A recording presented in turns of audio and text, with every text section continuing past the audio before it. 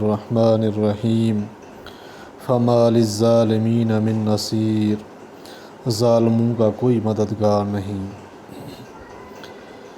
امام مسلم رحمہ اللہ نے اپنی صحیح میں روایت کیا ہے کہ رسول اقدس صلی اللہ علیہ وسلم نے اپنی ترجمان حق و صداقت زبان سے یہ سچا قصہ اپنے صحابہ کرام کو سنایا اور فرمایا، ایک مرتبہ یوں ہوا کہ بنی اسرائیل کی ایک عورت جو جسم فروشی کا کام کرتی تھی، سخت گرمی کے موسم میں کسی کام سے جا رہی تھی۔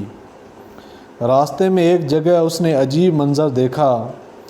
کیا دیکھتی ہے کہ ایک کتا گرمی کی شدت کے باعث زبان منہ سے باہر نکالے ہانپ رہا ہے اور مارے پیاس کی شدت کے وہ ایک کنویں کے قریب گیلی مٹی چاٹ رہا ہے۔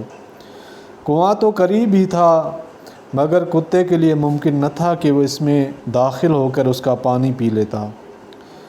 اس طوائف نے سوچا، جس طرح مجھے پیاس کے باعث گھبراہٹ اور بے چینی کا سامنا ہے، اسی طرح اس کتے کو بھی شدید پریشانی اور گھبراہٹ ہو رہی ہوگی۔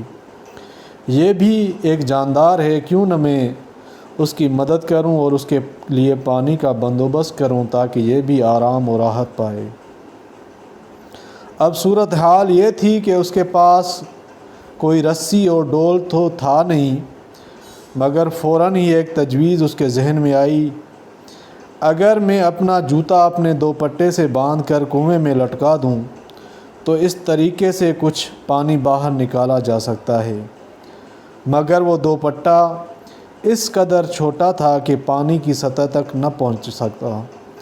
اب اس نے کسی متبادل تجویز پر غور کیا تو اسے کنویں کے اندر ایک جانب کچھ سیڑھیاں سی بنی ہوئی نظر آئیں۔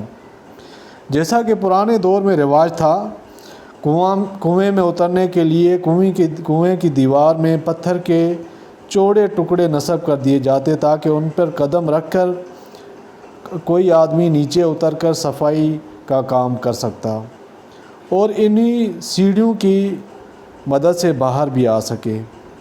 عورت نے انہی سیڑھیوں سے فائدہ اٹھانے کا فیصلہ کیا اور ان پر آہستہ آہستہ قدم رکھتی ہوئی کنویں کے اندر کچھ گہرائی تک اتر گئی، حتیٰ کہ اس کے دوپٹے سے بندھا ہوا جوتا پانی تک پہنچ گیا۔ اس نے جوتا پانی سے بھرا اور باہر آ کر کتے کے سامنے رکھ دیا۔ کتے نے جب پانی پیا تو اس کے جان میں جان آ گئی۔ اسی طرح اس عورت نے 2-3 مرتبہ یہ عمل دہرایا، یہاں تک کہ کتا سیر ہو گیا۔ نبی کریم صلی اللہ علیہ وسلم نے فرمایا کہ اس بد کردار عورت کا ایک جاندار پر رحم کرنے کا عمل حق تعالیٰ کو اتنا پسند آیا کہ اس کی عورت کے تمام گناہوں کو معاف کر کے اس کے لیے جنت کا فیصلہ فرما دیا۔ کبھی ایسا بھی ہوتا ہے کہ ظلم کرنے والا اسی دنیا میں ہی برے انجام سے دوچار ہو جاتا ہے۔ اسی حوالے ایک واقعہ آتا ہے کہ ایک ظالم اور جابر بادشاہ نے اپنا محل بنوایا۔ وہ اپنے گھوڑے پر سوار اپنے محل کا معائنہ کر رہا تھا۔ اس نے محل کا چکر لگایا، ایک کونے میں جھونپڑی دیکھی، ماتھے پر شکن پڑ گئے۔ میرا اتنا خوبصورت محل اور اس کے ساتھ لگی ہوئی یہ جھونپڑی، اس نے تو سارے محل کی شان و شوکت ہی گہنا ڈالی۔ اس نے پوچھا، یہ کس کی جھونپڑی ہے؟ بتایا گیا، یہ ایک غریب بڑھیا کی ملکیت ہے جو اس میں رہائش رکھتی ہے۔ حکم دیا کہ اسے گرا دو۔ جب اسے گرا دیا جا رہا تھا تو بڑھیا کسی کام سے اپنی جھونپڑی سے باہر نکلی ہوئی تھی۔